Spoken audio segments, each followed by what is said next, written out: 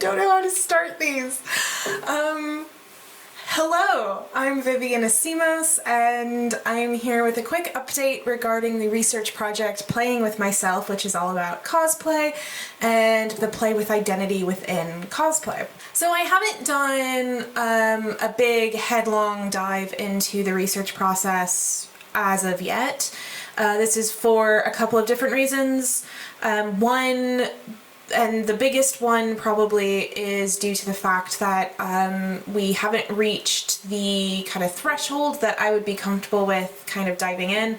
I don't want to start the process of doing interviews with people for a research project that might not end up happening if we don't get a certain amount of money in. So that's just not fair on somebody's time if nothing's going to come of it. So I don't really want to do that quite yet, and that would probably be one of the first general steps of the research process of actually, doing research. So, but that's not to say that I haven't done anything. I have started doing a lot of the really, really important stuff, which is the planning. Planning, like for any project, is one of the most important steps that you can do for a research project. And like pretty much anything else that you do with your life, the planning stage can affect the outcome. So it is a really massively important stage. It's the kind of stage that helps to make sure that in a year and a half, I'll be on track, I'll be meeting my deadlines, and actually making sure that things are getting done in the order that they need to get done in and in the time frame that they need to be done in. So there's a lot of different steps to the planning stage. The first one is just to look at timelines and work backwards from due dates, set times that I need to make decisions by, all of that kind of stuff. But the really kind of more fun bit is setting up a way to organize things from the very beginning, something that I can constantly refer to. For me, I use a system called Trello. It can be free online just through a browser, but I download an app, and I also pay for a more expensive version just because I use it all the time for everything in my life. So I use Trello a lot, and I have a Trello board for this particular project. So in order to really explain what I've done and so you can kind of see the steps of it, I figured maybe I would show you my Trello board. So you will see it on your screens now. So this is my Trello board. I have a couple of different lists and stuff that kind of go on with this. So I obviously have a to-do list. This is the stuff that I know I need to be doing immediately in the next couple of ones, or that I know I need to be doing soon. So as you can see, the update video is in that to-do list, so I'm doing that. I have a to-read list. This is something that's going to be added to and subtracted from pretty much consistently throughout it. So it's just a way to keep track of stuff that I've already found that I need to read but haven't yet. And that way I know exactly what I need to be looking for. If I start writing up a section at some point and I go, I don't really have enough to say about this, I can refer to that and go, oh, I did have a list out for that stuff. I use subheadings in these lists in order to help break apart exactly what it is that I'm looking at. So for the reading section, it's really useful because I know exactly what it is that I'm looking at.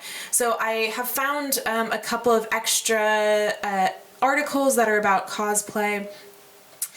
Some of these I have read in the past when I was doing kind of the preliminary research prior to actually putting up the proposal and setting up the crowdfunding, but I want to reread them, make sure that I remember all the different aspects of it, and maybe make sure that my notes are in order for it.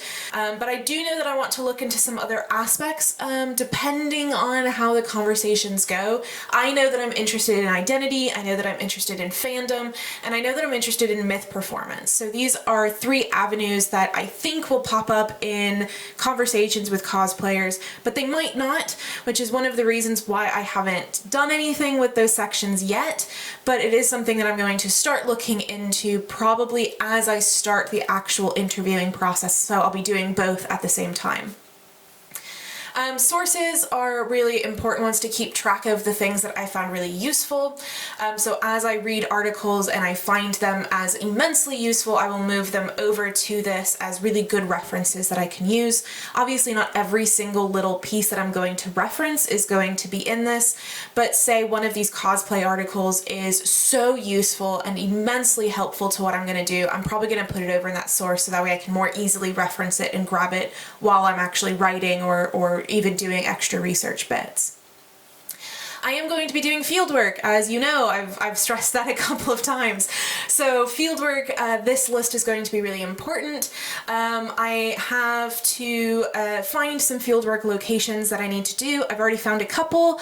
I even have a couple of people who have already expressed interest in being interviewed and talked to about this.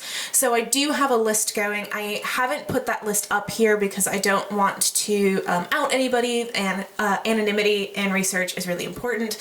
So I haven't put their names up here because I knew I was going to show you this board, but I do have some people already in mind.